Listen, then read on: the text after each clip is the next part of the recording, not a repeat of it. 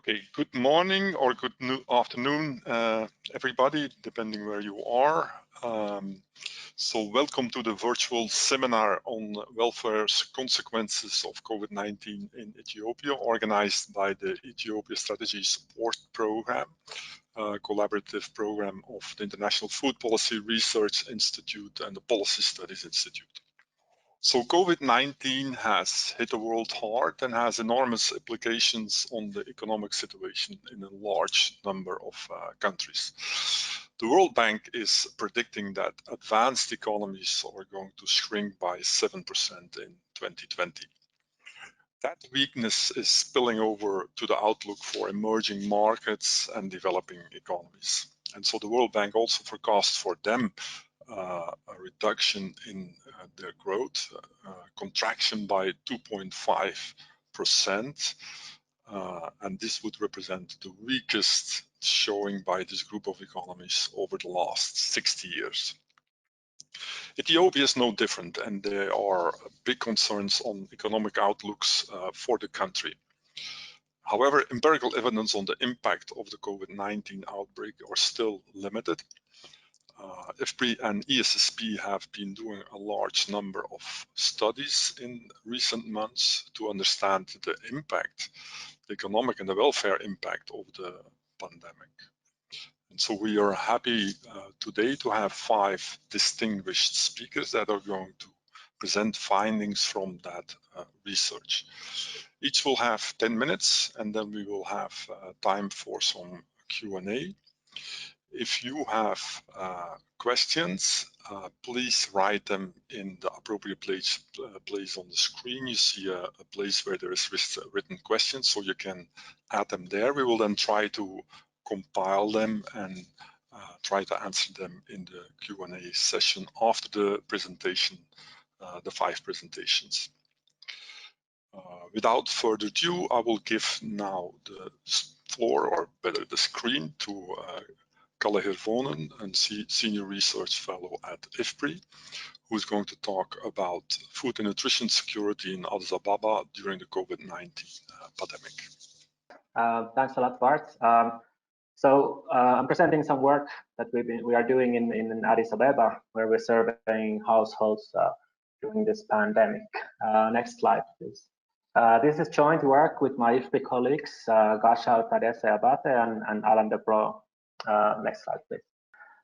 So this phone survey project that we're carrying out in Addis builds on a large representative household survey that we did in October 2019 with a follow-up survey in February 2020. So we did this in-person surveys before the pandemic started, and then when the pandemic started, we realized that actually we have a quite nice setup to study what's happening to food and nutrition security in Addis by just calling these households or a subset of these households in Addis Ababa and try to see how they're coping with this crisis. So we have done follow-up surveys in in May, June, July, and August, and the attrition rates are pretty low.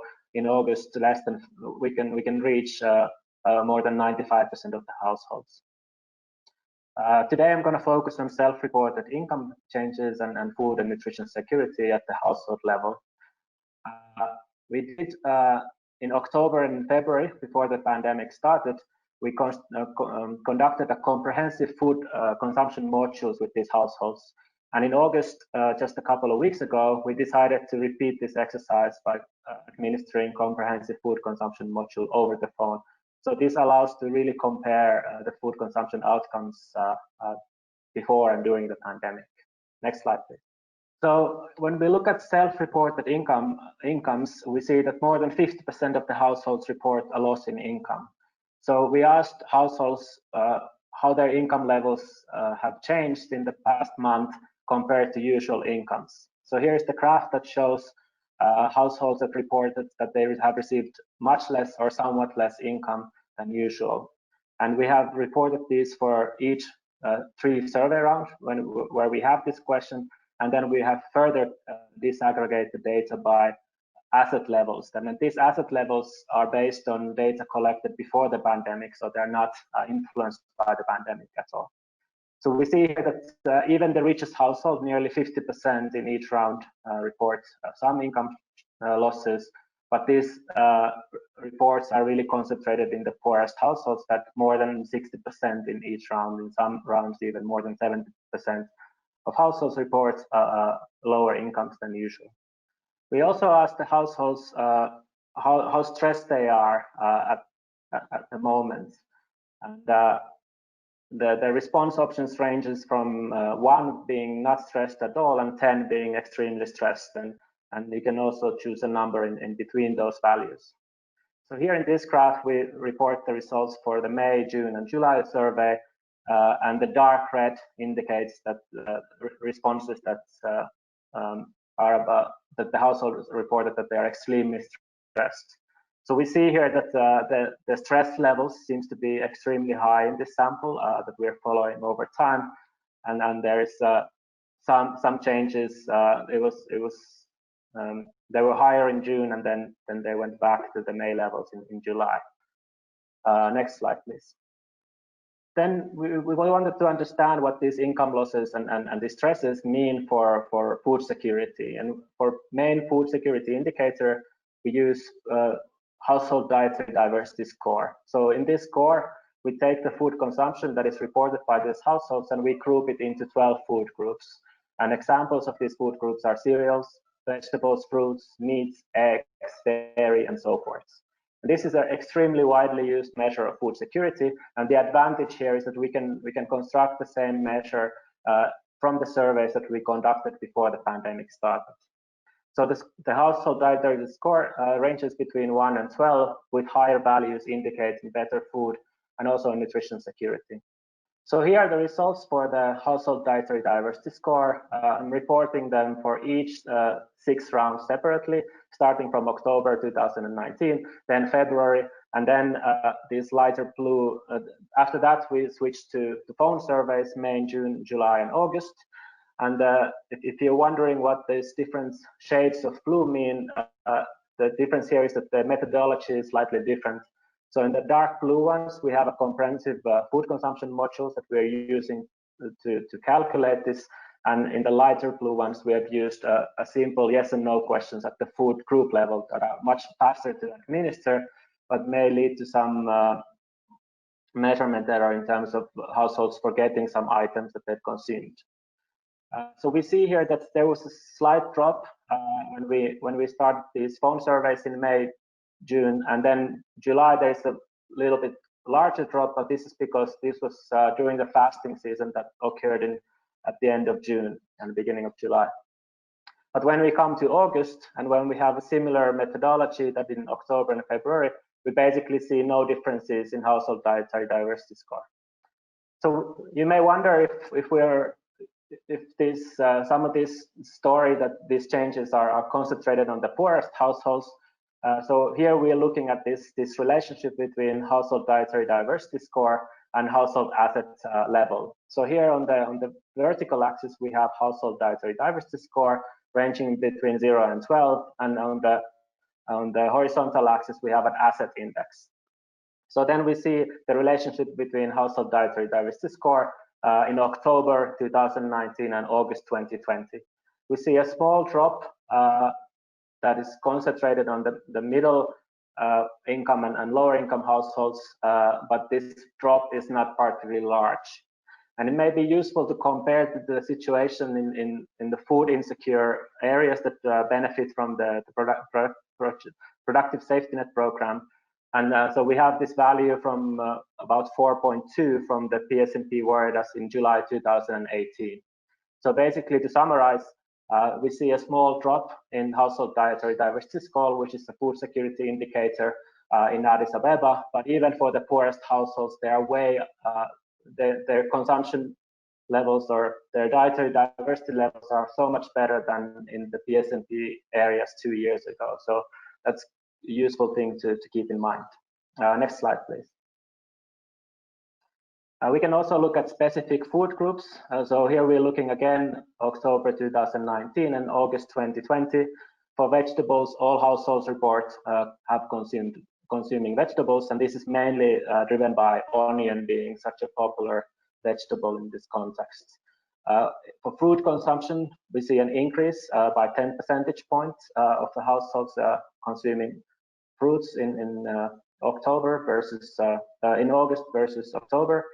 For meat, eggs, and dairy, there's not much change over time between October 2019 and August 2020. Next slide, please.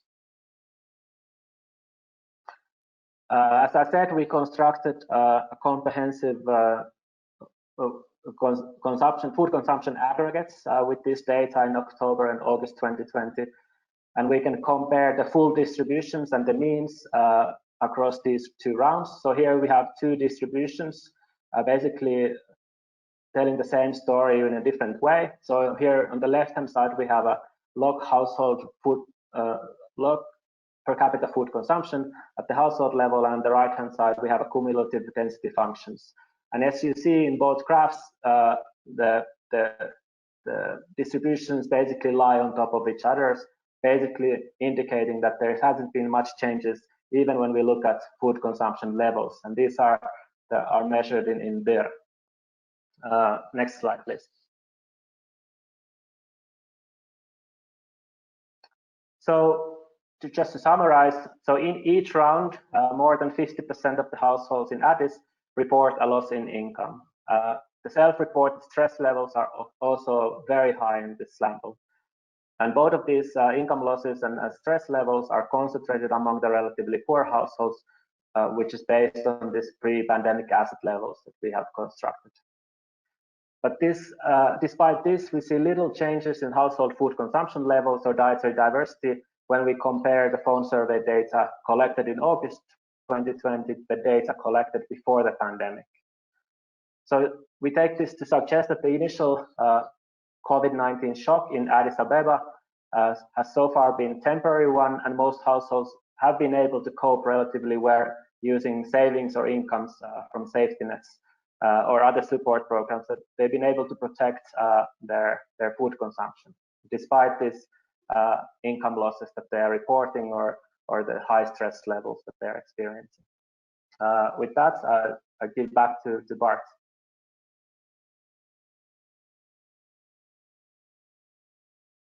Okay, thank you very much, Kalle, for this very interesting presentation. For those of you that joined late, I want to say again that if you have questions on the presentation, so you can write them in the question box on your screen, and so we will try to answer them or I will give them to the presenters at the end of the presentations. Second presenter now is Gus Berhane, who is a research fellow at the ESSP, and he is going to talk about mothers and children under the shadow of COVID-19. Over to you, Gus. Thank you very much, Bart. Good morning, good afternoon, good evening, everyone. My name is Gus Berhane, and I'm presenting today some preliminary findings from a phone survey that we've been doing in rural Ethiopia on mothers and children, specifically from the PSMP areas. And this is a joint work with Kibrom Tafere, Kibrom Abai, and John Hodinot. Next slide, please. So let me give you a little bit of introduction what we are doing here and why. With the introduction given by Bart and Kalle, we all know now that the pandemic has caused a lot of challenge in health and economic livelihoods. And this is particularly so in countries like Ethiopia, where the pandemic is progressing, unfortunately, aggressively in recent months. There is evidence coming suggesting that response to the pandemic has caused or exacerbated the poor economic and social outcomes in these countries, in these areas. But we believe that not much has been done on health and nutrition outcomes, particularly from the contexts that we are coming from. That is the rural context. In this study, we focus on women and children and who are particularly affected. And we do a phone survey. So here we have a food security situation where we ask compared to the same period last year, in the last 3 months, how has your food security situation been? And we see here that about 48% of the households reporting that it's about the same, but about 49%, 50% have reported that this is worsened, suggesting that there is concern for security situation in those areas. Next slide. We want to understand this a little bit better, and we go and look at the food gap measure. And food gap is measured by the number of months the household has been food insecure in those 6 months considered, and this is measured in 2019 and 2020. And the blue bar shows the 2019, and as you can see, food insecurity has increased for both groups of the PSMP and non-PSMP. We're comparing the two groups now because this is coming from the PSMP area. However, the increase in food insecurity is higher for the non-PSMP than for the PSMP, suggesting that the PSMP as a social protection program has been able to mitigate some of the challenges faced in those areas. We try to understand a little bit this further, and next slide, please. And we ask households which aspects of the coronavirus crisis has the greatest impact on them, and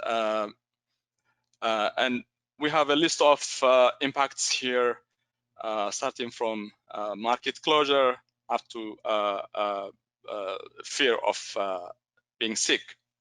So, and we see that households report here, or mothers report here, that market closure, high food prices, and loss of income coming out as important impacts on them. So particularly the market and prices conditions are probably explaining why the food insecurity is increasing on the non-PSMP households, given that they are not getting the PSMP transfers to bridge consumption gaps. Next slide, please. Here we look at diet diversity of mothers and children, and particularly here we are looking at mothers' diet diversity. These are the 10 food groups routinely reported in nutrition reports and literature, starting from all starchy foods to fruits and vegetables. And we see overall that comparing the two periods, August 2019 and June 2020, the diet diversity situation has improved overall. But this has not been the case for some food groups, particularly eggs, flesh foods, and dairy. And these are the animal source foods, always reported as more expensive than the other food groups. So there is a shift in composition of diet diversity a little bit in terms of animal source food versus the other food groups.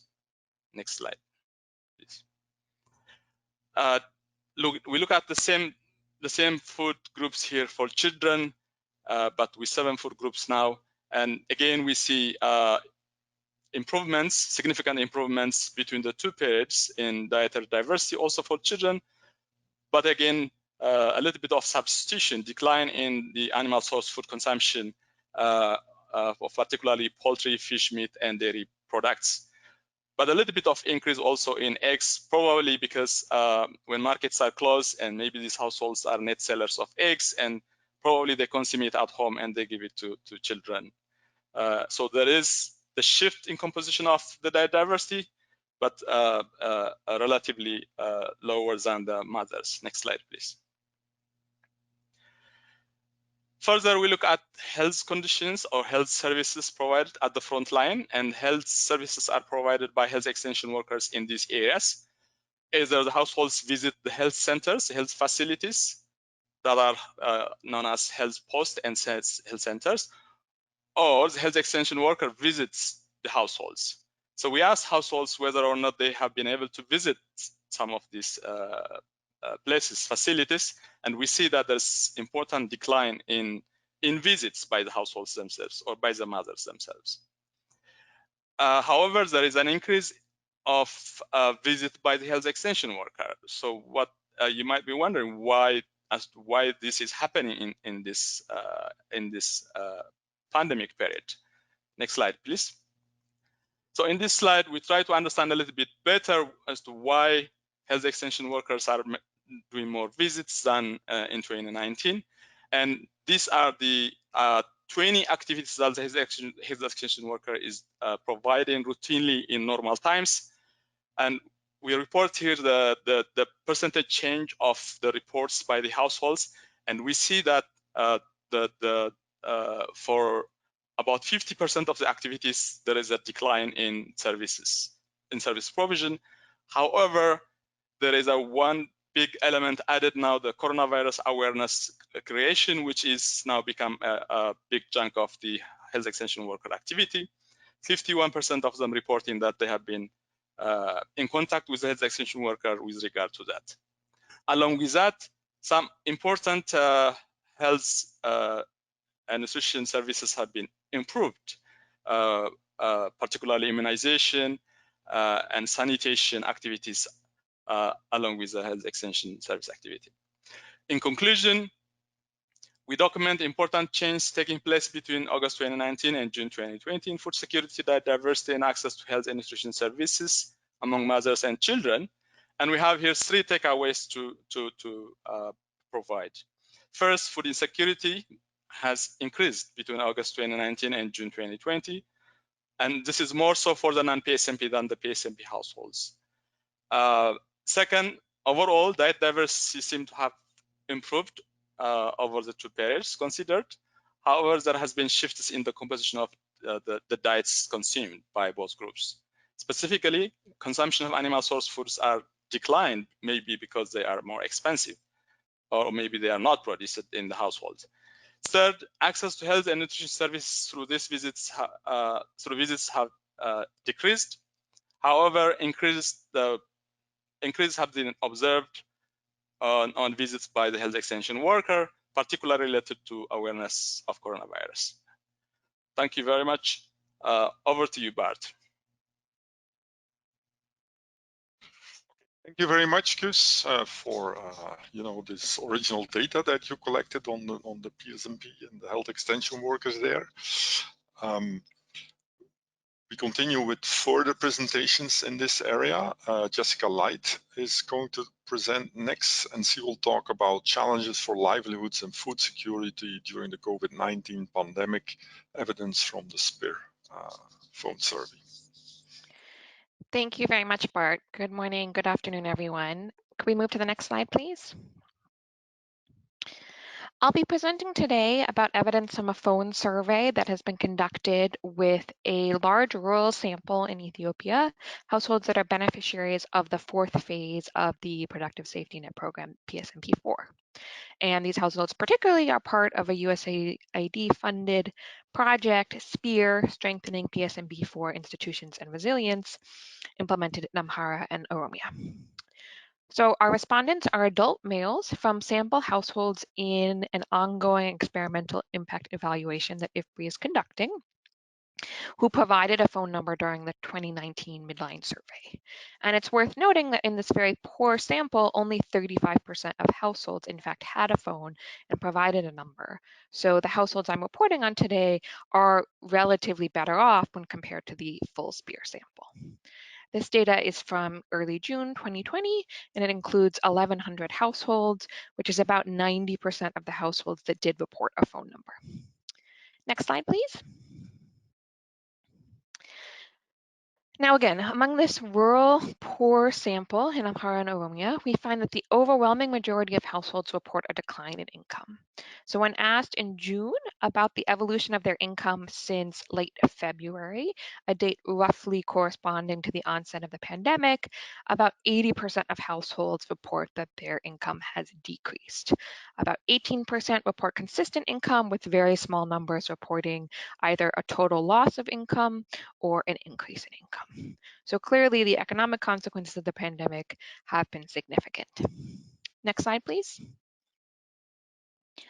When we explore sources of income, we asked households to enumerate what had happened to their income in 4 key areas. For family farming or livestock raising and non-farm family businesses, we see a strong majority again report a decrease, so between 70 and 80%. These are generally the most important sources of income for our sample, with family farming and livestock raising being dominant. For wage employment and remittances, many fewer households report income from these sources, only about 200 reporting wage employment and 30 reporting remittances prior to COVID. And of those, about 40% in both cases report that this source of income has also diminished since February. Next slide, please. We also asked households to specify what are the coping mechanisms they have used to address the loss of income they've experienced. And here we see the 5 most common responses that households offered. The most common response is a sale of assets. So about 40% of households state that they've sold assets in order to compensate for the loss of income they've experienced over their first roughly 3 months of COVID-related shocks. And around 40% report they've received assistance from an NGO. Also common coping mechanisms include the reduction of consumption, engagement in additional activities to generate income, or drawing down savings. And each of those last 3 mechanisms is reported by about 20% of our sample households. Next slide, please. We particularly probed about the evolution of livestock holdings, given that livestock is an extremely important asset for the majority of rural households. It's also an asset that's been explicitly targeted by SPEAR programming. We found that nearly half of households did report that they had experienced a decrease in the number of owned livestock. However, the majority of households report that this decrease is due to a sale for normal income needs that would have occurred in any case, or a natural death. So it's only about a quarter of households reporting a decrease in livestock that say it was sold for emergency income needs. Next slide, please. So to supplement some of the results that have already been shared about food security, we also have some data about food insecurity in this population. So we asked households to articulate how long they could meet their food needs with their current resources. We find that 1 in 5 households report they can only meet 1 week's food needs given their current resources, with about another 1 in 5 reporting they could meet between 1 and 2 weeks of food needs given their current resources. The remainder report that they have up to a month or more than a month's available resources for food needs. Next slide, please. We also observe a pronounced difference regionally in this measure. So we see much higher rates of food vulnerability in our Oromia sample, where more than 30% of households report that they can meet only a week's worth of food needs, with about another 25% reporting 2 weeks. By contrast, in Amhara, we see the majority of households state that they can provide food for 2 to 4 weeks or more than a month given their current resources. And this will be a persistent theme as I continue that in general, the degree of food vulnerability and food insecurity seems more acute in Oromia. Next slide, please. We also collected data using the Food and Agricultural Organization Food Insecurity Module, FIES, that allows us to classify households as food secure, or mild, moderate, or severe food insecurity. Here we observe again that severe food insecurity is much higher in Oromia. In around 50% of households report that they are severely food insecure, and nearly 40% report moderate food insecurity. By contrast, in Amhara, we see again the majority of our sample reporting that they are food secure or experiencing only mild food insecurity. And again, this is using an established FAO scale. It's with reference to the previous month. Next slide, please. We also collected additional data about whether households have been affected by desert locusts. This has been a recent challenge in Ethiopia. There are fears that it may continue in coming months. And we see there's a strong overlap between food security and reported crop loss due to desert locusts. So among those households that are food secure or report only mild food insecurity, the majority of them also report that they did not lose crops due to desert locusts. While among those households that are moderate or severely food insecure, we can see that 30% of them for moderate food insecurity and 60% for severe food insecurity report that they did experience severe crop losses. So this is indicative that some of these households have been stressed by multiple shocks in a very short period of time, both COVID-19 related shocks and the onset of desert locusts. And the combination of these two shocks and the reported loss in crops seems to have had very substantial implications for their food security. Next slide, please. We collected some limited data on consumption, again, parallel to some of the presentations earlier, and we find substantial evidence of decreases in egg and dairy consumption by children. This does not reflect the adults in the household, but about 70% of households state that their children's consumption of eggs and dairy has decreased since February. So there do seem to be meaningful consumption consequences for these households' children, given the recent shocks. Next slide, please. Finally, I'll just briefly note that if we examine our sample categorized by food insecurity hotspots prior to these shocks, so using the categorization from January of this year as areas generally experiencing emergency, acute, or moderate food insecurity, we can see that the prevalence of food insecurity, unsurprisingly, is highest in priority 1 hotspots, those identified as emergency areas, particularly in Oromia. So in the first row, we can see that 50% of households in Oromia in emergency areas are experiencing severe food insecurity. And for these households, food shortages are identified as the greatest impact of COVID-19. By contrast, in areas that were not characterized by such acute food insecurity prior to the shock, in general, they identify travel restrictions or unemployment as more significant impacts of COVID-19 relative to food shortages. Next slide. So just briefly to sum up, we observe that in this poor rural sample included in our SPEAR impact evaluation, the overwhelming majority of respondents are reporting a decrease in income. They're coping with this decrease in income by selling assets, receiving aid, and to some extent reducing consumption. We see very high levels of food vulnerability. So about 1 in 5 households can only meet food needs for about a week. And also quite high levels of food insecurity, with 90% of households exhibiting some form of food insecurity and 30% reporting that they are severely food insecure. Thank you very much. Back to you, Bart.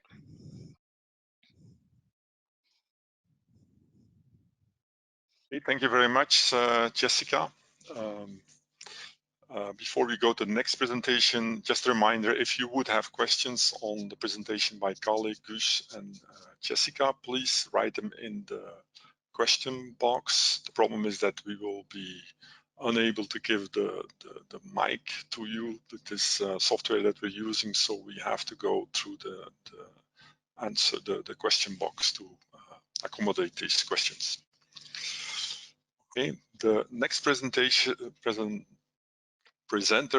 Shinesha Tamru, who is an economist at the International Growth Center, and he is going to present on food marketing margins during the COVID-19 pandemic, evidence from vegetables in Ethiopia.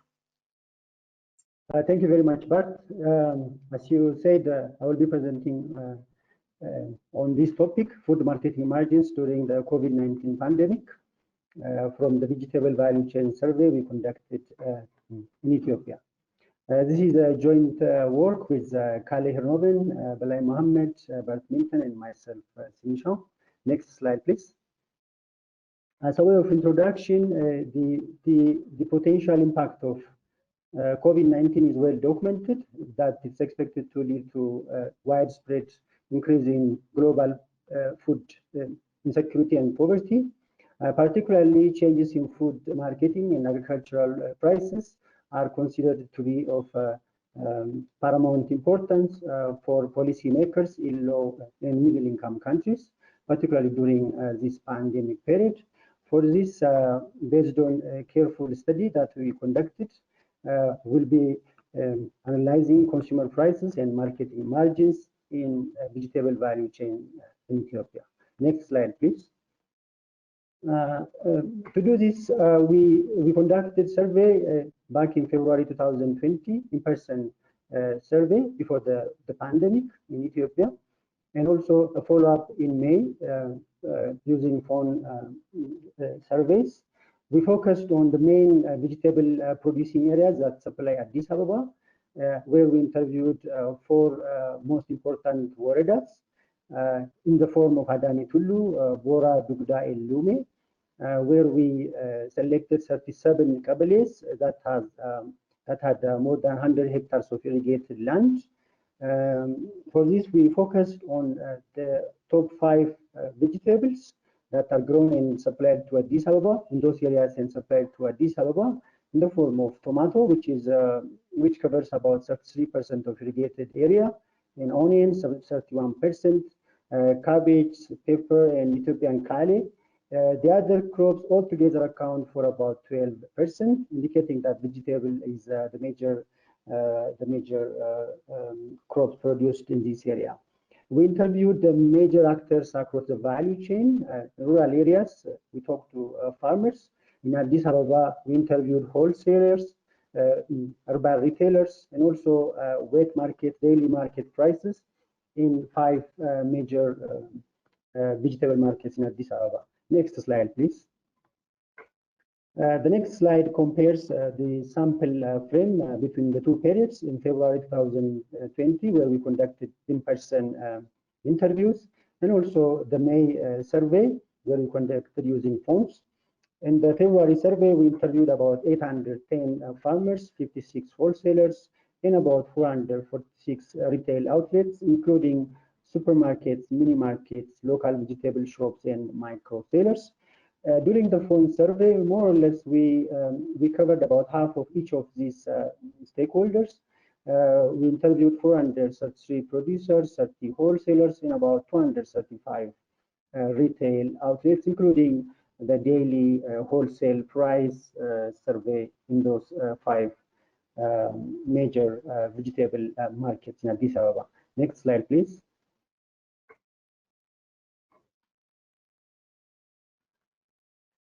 This table compares the different actors that were included in the phone survey with those farmers that did not, those actors that did not participate in the survey.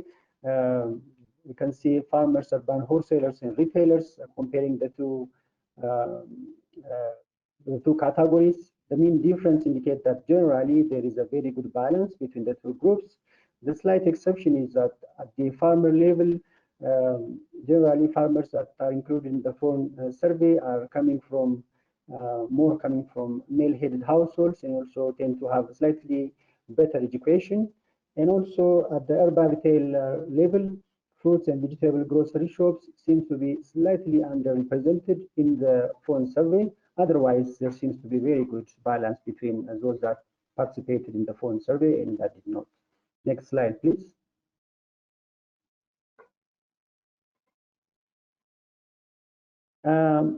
Just to show you some of the variables that we looked at the farm level, we asked farmers whether their income had changed during the pandemic.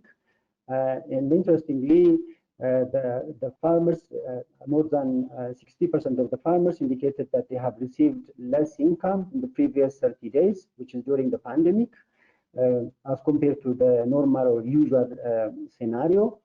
And about a quarter of the farmers indicated that they have received more or less similar level of income, while a little bit more than 10% indicated that they have received a little bit more income. But generally, majority of the farmers received less income during the pandemic. But despite receiving less income, majority of the farmers plan to grow vegetable in the next rainy season and in the next irrigation season. And interestingly, majority of the farmers even plan to expand their business by renting in more land, or at least maintaining what they are currently renting in the next irrigation season. Next slide, please. We also asked wholesalers and retailers about the changes in their business operation. And interestingly, both wholesalers and retailers indicated that they have less choice in transport, in access to transport that go to rural areas to fetch vegetables. That also means that they have to face more transport costs. And majority of these wholesalers and retailers indicated that they have less number of clients that they sell to, and also less quantity to sell, less turnover, and also they face significantly larger losses during the pandemic period. Next slide, please. This next box and whisker graph indicate retail prices by vegetable type for the four vegetables: tomato, onion, green pepper, and cabbage, for the February period, which is a blue box, and also the May period, the phone survey, the green box. The size of the box indicate the difference in 25th and 75 percentiles for the prices, indicating distributions. Focusing on the vertical line within the box, we can see that the prices for tomato increased in May during the pandemic as compared to the February scenario, and that of onion increased by about 20% in May, while the prices for green pepper and cabbage declined by 13 and 12% respectively. The potential explanation for the rise of tomato and onion could be the border the closure of border between Ethiopia and neighboring countries that used to export these vegetables into Ethiopia, reducing the supply, and by then increasing the prices of onions and tomato, particularly onions. While the decline in prices for green pepper and cabbage possibly explained by the inter-region blockage between especially Amhara and Oromia region, where green pepper used to be shipped to Amhara region. Now there is more supply in Addis Ababa, meaning lower prices, potentially explaining these variations. Next slide, please. Next slide shows the share of prices for the different actors as a share of retail price in Addis Ababa for between February and May for the four vegetables: tomato, onion, green pepper, and cabbage. The dark blue shaded horizontal bars indicate the share that goes to farmer. The grayish blue is wholesale, and the light blue is the share for retailers. As you can see, the share of farmers increased during the pandemic for tomatoes and onions, while the share of farmers for green peppers declined during the pandemic. And interestingly, the share of wholesalers, the gross margin for wholesalers, more or less is generally is lower, and it has come down for green pepper, for onions, but generally, contrary to the conventional wisdom that wholesalers and brokers take the majority of the marketing margin, here the margin for wholesalers is relatively lower as compared to the other actors. Next slide, please. One possible explanation for the change in retail prices in Addis Ababa could be the role of transport cost. As you can see very quickly from the previous slides, the share of transport cost is very small in urban areas, indicating that majority of the transaction costs are either distributional and other costs, maybe including loading and unloading and other distributional costs. And in summary, we've seen that substantial changes in vegetable prices, large price changes for the farmers, but the effects are a little bit heterogeneous. Significant positive change in the case of onions and tomatoes, while the share for farmers have declined in the case of green pepper and cabbage. The role of wholesalers in retail marketing margins is shown to be small. Lower importance of transportation costs and large contribution of urban distribution costs. That shows that there is notable resilience in the local marketing system. Next slide, please. And the key takeaway from this is that close monitoring of price movements and factors contributing to those movements is of paramount importance, especially during this pandemic period. And instead of relying on qualitative assessment and anecdotal evidences, a thorough quantitative assessment on the relative importance of different segments is required across the value chain, and more focus on addressing potential inefficiencies in urban distribution system instead of focusing solely on studying the transportation cost. And thank you very much. And over to you, Bart.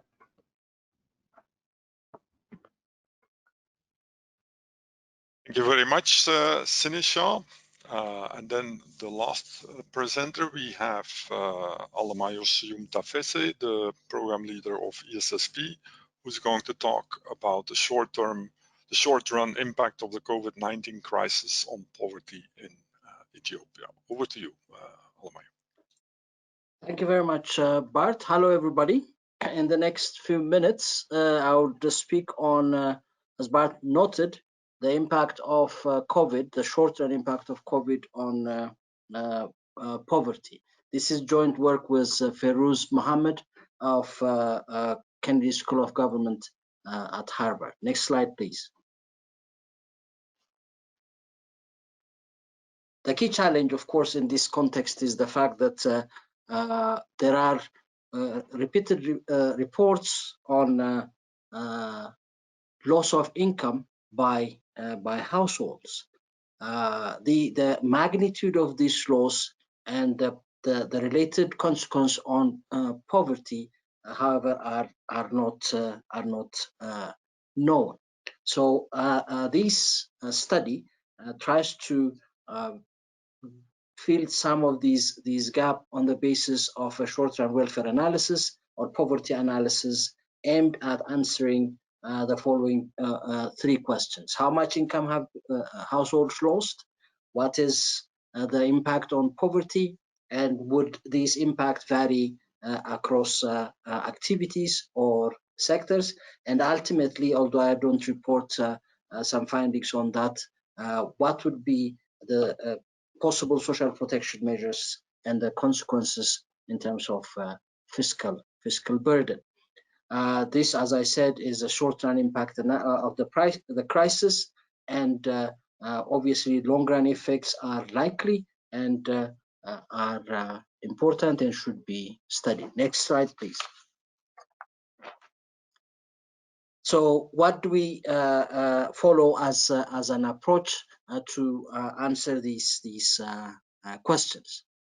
The approach is based on one developed by Stephen Younger of Cornell University in the context of a multi-country study, including in Ethiopia. The challenge, as I said, is that there are no up-to-date data on household income and expenditures that would allow us to conduct a standard poverty analysis. And this approach does not assume the existence of such data. Instead, it proposes and designs a mechanism of combining available data with reasonable assumptions to assess income losses and poverty consequences. It follows a number of steps. First, determine income losses, and then estimate the level of poverty using a poverty line, usually the national poverty line, and that's what we follow here. And then compare with and without COVID levels of poverty, both in terms of headcount and poverty gap. One major background here, specific to Ethiopia, is that unlike many places, there was no full or complete lockdown in Ethiopia, although there were multiple partial lockdown type responses, including stay-at-home campaigns and reduced operation of government offices, school and university closures, state of emergency, all of which particularly initially combined to slow down business, although that seems to have recovered at the moment. The next slide, please. So how do we estimate the income loss? As I said, we don't have up-to-date income and expenditure data, so we have to use alternative means, and the one that we opted for is to rely on our sum multiplier analysis that we conducted previously to assess the economic impact of external shocks due to COVID. So we assume exports, strategic imports, and remittances to fall by 33% or 16.5% over a year due to COVID and COVID-related responses relative to the pre-COVID levels. And we have certain exceptions, specific rates reported there.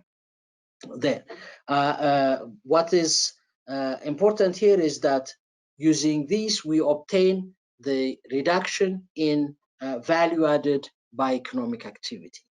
These rates are then used to measure the potential income loss which households are expected to experience, and of course that translates into reduced expenditure and ultimately increased poverty. We'll come back to the caveats at the end. So next slide, please. In addition to the sum database we have and the corresponding sum multiplier analysis, we also relied on household consumption expenditure survey in the country of 2015-16, combined, of course, with the national accounts data for 2018 and 19. The phenomenon we are under study, of course, occurred in 2019 and 2020.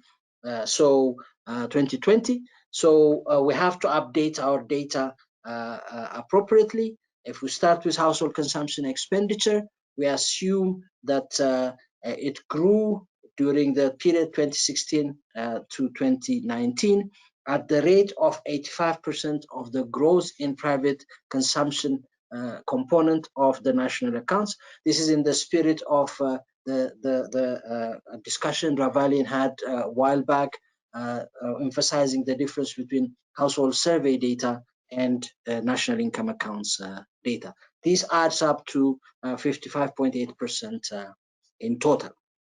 So we apply this to the household expenditure data in our survey.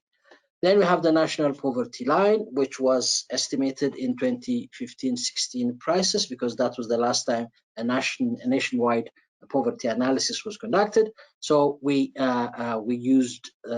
start with that and updated into 2019-2020 prices using the CSA, Central Statistical Agency Consumer Price Index series. Population also would change. So we have household size multiplied by CSA's regional population growth rates to inflate the population to 2019-2020 levels. Then we use the results of the sum multiplier analysis, as I earlier noted, to obtain the likely loss in household income distinguished by industry, and then we apply that to estimate the levels and change in poverty, assuming that what I report today assumes that all households lose all the income at risk of loss, although in our analysis we have different combinations of degree of loss and corresponding poverty estimates. Next slide, please. So the first estimate we have, of course, is income losses experienced by households. And it is estimated that these income losses can be relatively large. Indeed, income losses at the national level could be as high as 3.4% of GDP. And agriculture in this regard would suffer the largest drop in income because exports are the major trigger of the slowdown in economic activity and income loss. And as you know, agriculture exports are dominated by agriculture. As you see on the slide, wholesale retail trade follows agriculture in absolute terms as the largest source of loss in income. This obviously would translate into poverty increases, and the next slide reports on those. Next slide, please. So poverty would may increase significantly. Nationally, the poverty head count is estimated if all risky income is lost by all households to increase by 3.5 percentage points relative to the no COVID rate. You see the charts on the slide, which shows the continued reduction of poverty starting 1995, and the estimate for 2019 is 19.7%. Due to COVID, this is now estimated, according to our analysis, to rise back to 23.2%. That means more or less, if all these losses actually occur, this COVID pandemic would wipe out the poverty reduction gains over the last five years or so. It's not only the head count, the poverty gap also increases at an estimated rate of 1.1 percentage point. It would be higher, and that suggests that things are also worse for there are not only more poor people, but those in poverty suffer a higher degree of poverty. Next slide, please. And this experienced poverty also is sectorally heterogeneous, as one would expect. The national, we have 3.5%. These estimates are considerably varied across sectors. The highest in terms of rate increase in poverty is experienced in the transport and communications sector, followed by finance, wholesale and retail trade, and agriculture, the agricultural sector.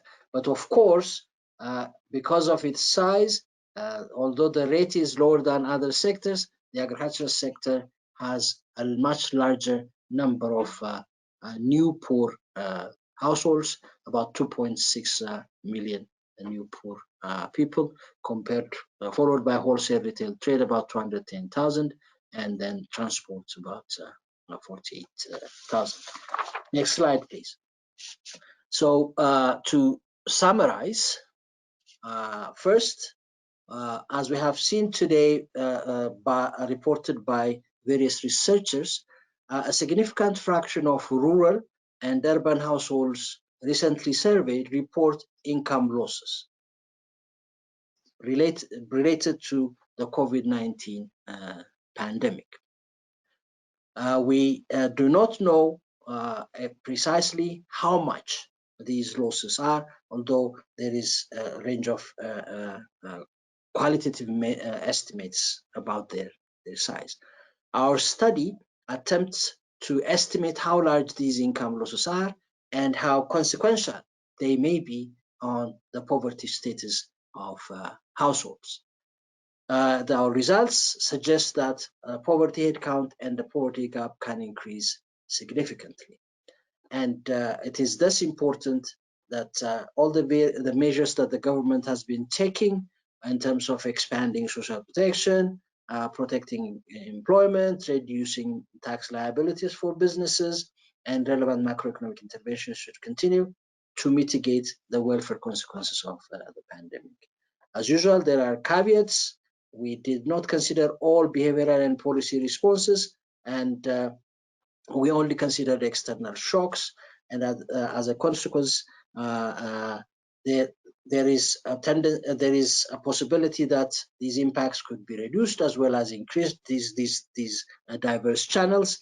And given that, we believe that these are reasonable estimates, and should of course be considered as one set among a few poverty estimates that are now available, most of them conducted by IFPRI. Thank you very much. Back to you, Bart.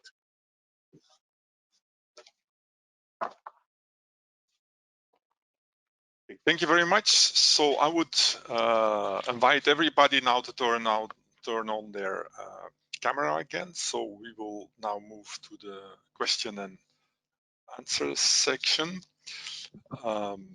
So a number of questions have come in, and I'll try to take them 3 questions at the same time. One question from Tadesse for Kale.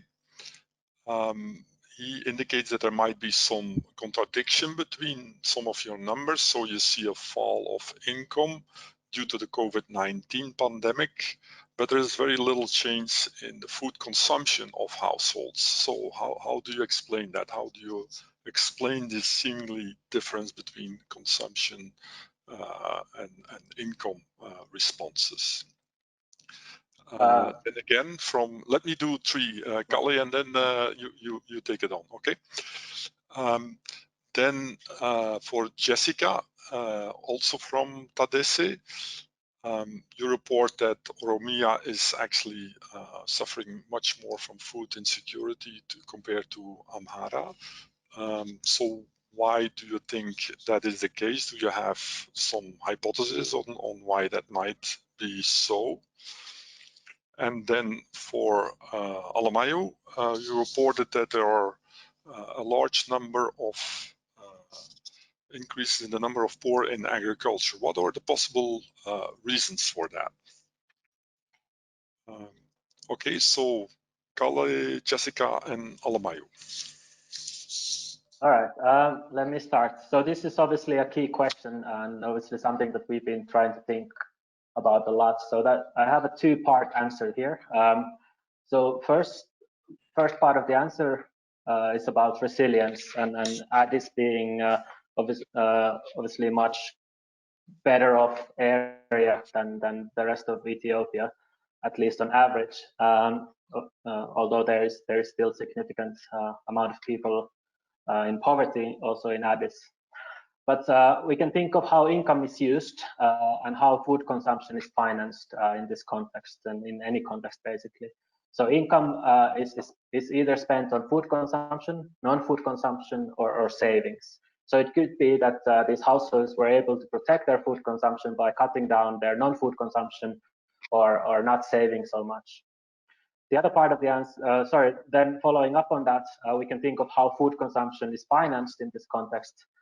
Is through incomes, savings, and transfers. So if households did receive large income shocks, perhaps they were able to finance their food consumption through savings and transfers. The second part of the answer relates to the qualitative nature of this question. So what we did in this survey, we were able to collect very detailed food consumption that allowed us to look at the whole distribution and construct the food consumption aggregates.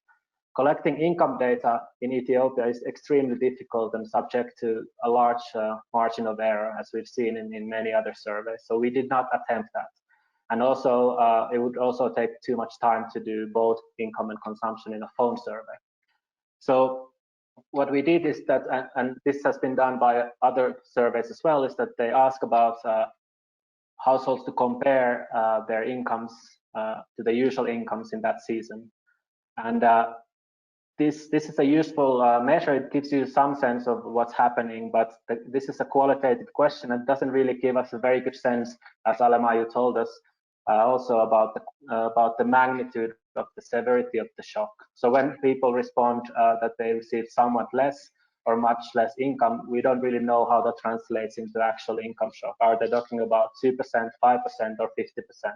So there are these issues that make it difficult to interpret these income shock measures, and I think that's why it was nice to have this consumption module administered to really get a better sense of what's happening in Addis Ababa. Thank you.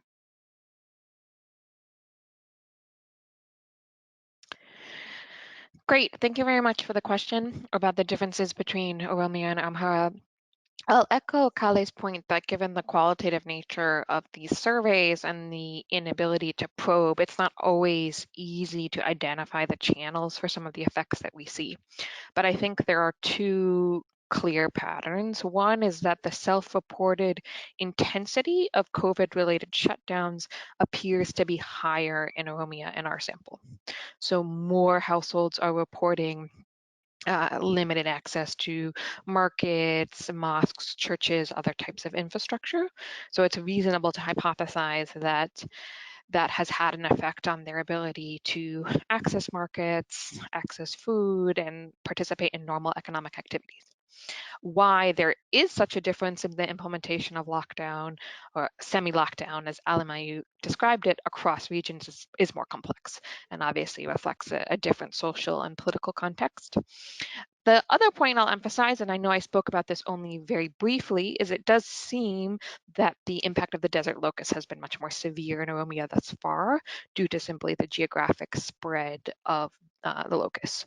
And that's not necessarily a trend that will continue. It's hard to predict at this point. But as I noted, insofar as we can only report kind of the aggregate effect of both shocks, it does seem like that's a shock that's disproportionately affecting the regions of our sample that are in Oromia versus vis-a-vis Amhara. Thank you for the question. Thank you very much for the question. I'd like to start by noting that the rates I reported are worst case scenario levels or impact. We have developed or we have estimated a range of impacts based on how many or what fraction of the households lose what proportion of the income at their income at risk, and of course the range for poverty, for instance, national poverty is between 1.6 percentage points to 3.5 percentage points. So when I just wanted to make that clear. When we come to the case of agriculture, I can mention three main reasons. The first, of course, is the size of agriculture itself. Agriculture, in terms of employment in particular, is by far the largest sector of the economy. So any change in its characteristics would translate into large impact in terms of people affected. So a 3.9% percentage point increase in poverty in that sector means 2.6 million people are affected. A much larger increase in poverty in other sectors do not produce that kind of impact. Second, our sum multiplier analysis reflects or is based on external shocks, and the major component of these shocks are exports. And in Ethiopia, exports are dominated by agriculture. So these income losses triggered by these shocks would bear significantly more on agricultural households. Households would generate a significant part of their income from agriculture. Finally, third point is related to what Kale noted about resilience and the role of savings in coping with or maintaining a certain level of consumption. So where in agriculture we have a lot of these subsistence farmers with limited savings, and even a marginal decline in income therefore could push them into poverty. So a combination of these leads to the result we have. Thank you very much. Okay, thank you very much for these answers. A number of other questions have come in. For Sinisha from Gerrit Holtland. So Sinisha, you know that these will be tough questions now because they come from Gerrit. Why do you feel that the inefficiency in the urban areas need more attention? I see the very high farm gate prices as an indication of a much bigger source of inefficiency. Why do you feel that the inefficiency in the urban areas need more attention? Okay, and then the second one that he is also posing is, why are horticultural seeds not taken on board as a strategic import during these difficult times? So that's for you, Sinisha. Then for Gush, so why is the decline in the food gap higher for the non-PSMP compared to the PSMP? And then for Jessica, what are the potential longer-term implications of the coping strategies that households are exhibiting in response to COVID-19 related shocks, for example, the liquidation of assets? So what would be those impacts in the longer term in your view? Okay, over to you guys. Okay, thank you, Gerrit, for the very nice and very tough questions. For the first question, I would like to reply by pointing out 2 points. The first one is, generally brokers and wholesalers are perceived to be manipulative, and they take the largest chunk of the value chain. But here we found that the gross margin for brokers and wholesalers is very small. But generally, due to that perception, social planners and policymakers devise a number of policies to curb these brokers, so-called brokers and wholesalers, in the perception that they are not that useful or they are not that necessary. But our analysis shows that they take the gross margin for these wholesalers and also brokers is very small, and they're also efficient and relevant. The second part of this question is farmers are often perceived to have low bargaining power, particularly in the vegetable value chain, where the vegetables are very perishable. And raising their share could be one of the strategic policy elements. Here, for example, we saw earlier from the slides that farmers in these vegetables, in these tomato, onions, and green peppers and cabbage, receive up to 50% of the retail price in Addis. Despite their proximity to Addis Ababa, they still receive 50% or less, at times up to 30% of the retail price. But for example, if I can compare with the scenario with other cereals, for example, in the case of teff, despite the fact that some of the teff farmers are located very further away from Addis Ababa, they still manage to get up to 85% of the final retail price. So here in the vegetable value chain, farmers are still at lower bargaining power, and increasing their share could be one of the points. That's why we showed that. Then the inefficiency is shown to be around the urban centers, where the urban retail share is significantly larger as compared to the other shares. The second point, I'm not sure if I understood it. Horticultural imports not taken as strategic imports. I'm not sure, but if we mean about the seeds the seeds, yeah, indeed. We did look at we looked at output prices, but indeed seed imports are becoming in short supply and also becoming exceptionally expensive. For example, before the pandemic, one tomato seed used to be $1.20. Gerrit by far knows better than I do. But after the pandemic, the farmers were looking for these seeds, and they couldn't even find for even up to 10 birr per 1 seed, at least about 10-fold increment in prices. And yeah, they are important, not only seeds, other agricultural imports. I'm not sure if I get the sense of the question, but that's my take on that.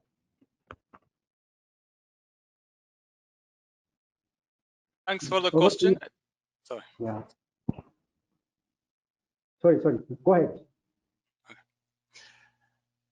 Thanks for the question on the PSMP food gap increase on the more on the non-PSMP than the PSMP. Yes, the non-PSMP households have seen 18 days more food gap occurring compared to the PSMP households, which have seen 9 days.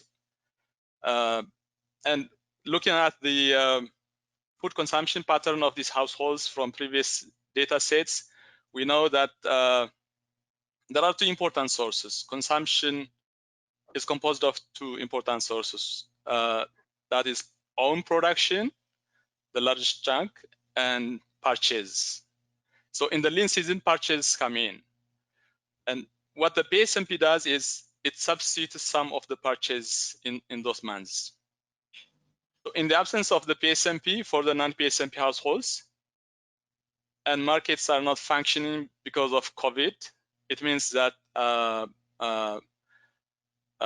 food insecurity would increase. And that's how we see this might be the case.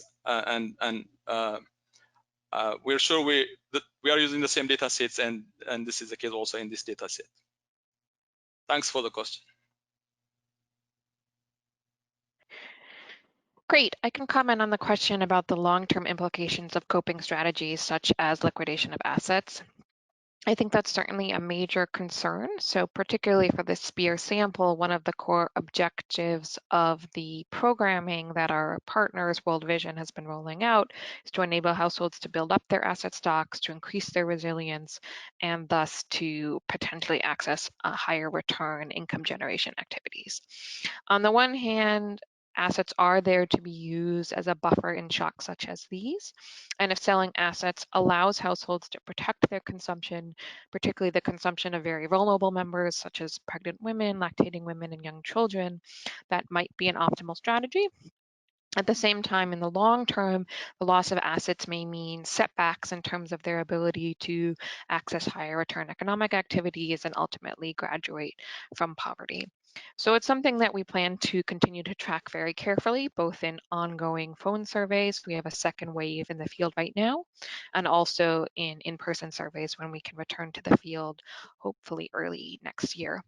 The only other point I'll add is that while we did see very high rates of reported liquidation of assets, when we probed specifically about livestock, which are arguably one of the most important and valuable assets, the number of households reporting sales of livestock did not appear to be high. Thus, it may be that the assets being liquidated are perhaps smaller or less valuable. Again, getting back to some of the limitations of phone surveys in that they only allow us to collect more qualitative data.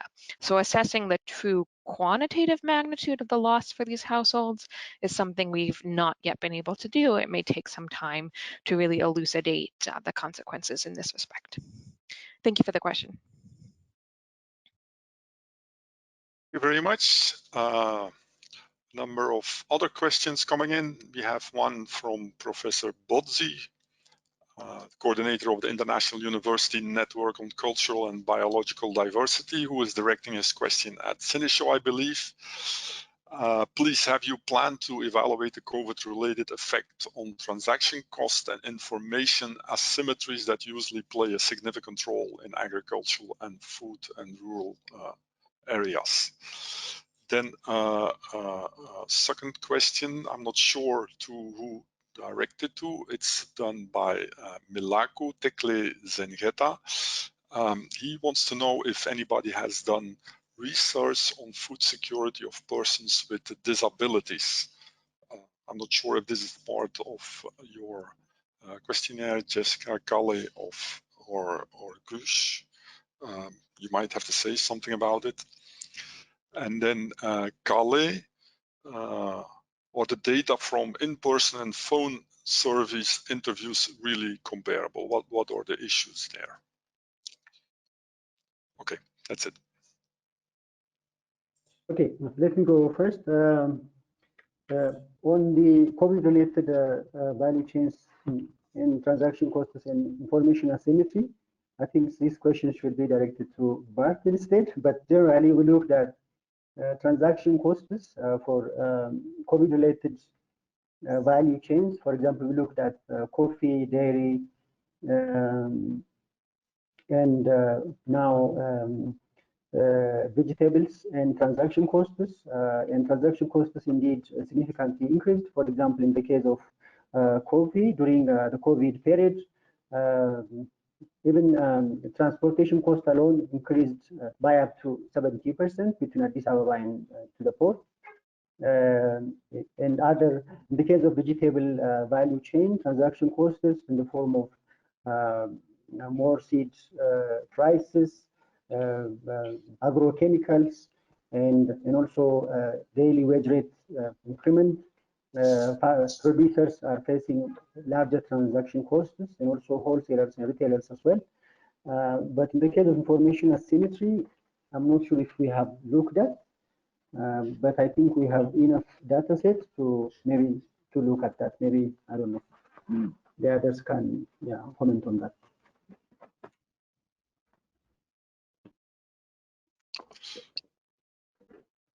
Anybody wants to take the question on disabilities? I can take it. So yeah, we have not specifically looked at this. I think for this type of study, you need to have more kind of targeted sampling towards people or households with disabilities. And in our samples, we focus on we try to have a representative sample of Addis, so you would have very few households with disabilities. So I think you need to have a kind of more qualitative approach with a deep dive approach. But I think this is an extremely important question. Obviously, people with disabilities are one risk group when it comes to COVID-19. Then there are questions about their access to care during this time, and also the kind of mental health issues related to this, because there's higher need for isolation and protecting yourself when you are in the risk group. So this is a top priority question. But unfortunately, with the tools that we have at the moment in our team, we haven't been able to look at this. I can follow up with the other question about the comparison between phone survey data and in-person data. So this is something that we are struggling with, and this is a big thing. We love our in-person surveys. They allow us to go to the households, meet the people, the respondents in person, spend a significant amount of time there, and ask detailed questions about different aspects, and administer more comprehensive modules and more detailed questions. So we've been discussing about the limitation when it comes to income shocks. So I think that's one thing, that we have to keep these questions fairly simple, preferably yes and no type of questions. And this is a major limitation when we try to understand the impact of this pandemic. In our case, I think we've been lucky because we have built a relationship with these households that we've been surveying them in person and over the phone over the past years 6 times already. So I think we can kind of stretch the length of the survey a little bit, or each individual interview a little bit, so that's our advantage. But I think this is a significant challenge, and I think all researchers here in the screen miss our in-person surveys very much. Okay, thank you. Maybe 2 more questions, maybe more one remark that is done by Gerrit, which is actually something valid for Seneschal. Gerrit is saying we have this stubborn policy narrative that brokers take an unfair part of the final price. Therefore, ATA and many NGOs invest in things like stores that are useless. Your data shows that farmers get a fair price, and as a scientist, I expect IFPRI to tell policymakers that their narrative is not factual. Okay, Seneschal, that's your job now. Okay, one question for you, Sinishaw, is on the price data that you collected from these traders. Can they be trusted? Because often you have these negotiations going on between the traders and the farmers. So are they actually to be trusted? And then for Gush, household visits by the health extension workers, they have increased. Why would provision of health and nutrition services decline between the two periods? Okay, thank you once again. I totally agree with Gary that policymakers should be aware of such research. On the second point, whether price data from retailers and wholesalers are trusted, that's a good question as well. We took note of that, and we were cautious. What we did is, in the idea of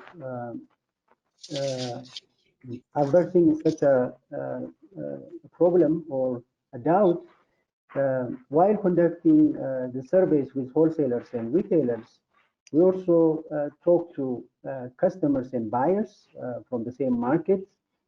Enumerators were told to wait for buyers and observe the transaction, and also fill out more or less the same question, a very brief question on the vegetables these customers and buyers buy in the market, and ask these buyers. And we collected that, the quoted price. We compared with what these wholesalers and traders told us, and we didn't find a significant difference between the two, indicating that these wholesalers and retailers were truthful. Thank you. Yes, thank you for the question. So the services provided by the health extension worker have decreased by about 50% in terms of proportion.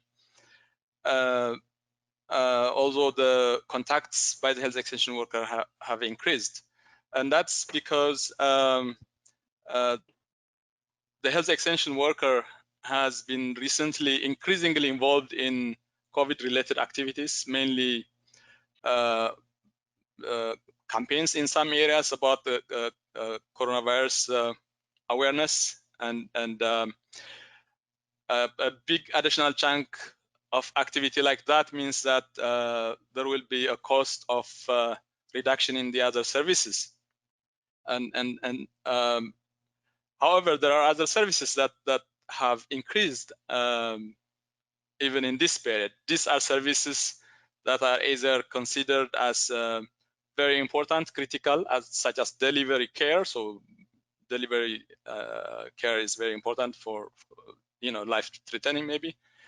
Or else the activities are easy to undertake along with the COVID activity or COVID awareness, such as advising about sanitation and things like that. So these are regular activities, but then increased also during this time, because it is important that sanitation is also taken care of during COVID period. So that might explain. Thanks.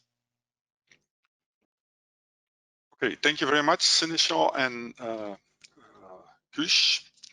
As we are running out of time, I would hereby start to closing the virtual seminar. Before I do so, I would like to thank a number of people. First, I would like to thank obviously the presenters that have done these great presentations and were willing to present this rich set of empirical results today. Then I would like to thank Lucy and Naomi that have been supporting us in the logistics of this seminar. Third, there are our donors that are supporting the Ethiopia Strategy Support Program. So would like to acknowledge their support. These are the European Union, DFID, and USAID. And lastly, I would like to thank the audience for attending this seminar. We are continuing to do surveys in Ethiopia, and once that results are ready, we will further share them. We have a number of discussion papers that are available on the IFPRI-ESSP web page, so that you see currently in front of you. So you can find these discussion papers there. We will also put the presentation on there, and we will put the slides that were presented today. We put them up there as well. So if you want to look at them, you want to download them, it can be done from that webpage. For those questions that we have not been able to answer today, we will try to answer them in writing and send them to the people that asked them. And that's about it. So I want to thank you all for participating, and for those in Ethiopia, I wish you a pleasant evening. For those in America, good rest of the day. And for those in Europe, a good afternoon. Okay, thank you very much. Bye. Thank you very Bye. much.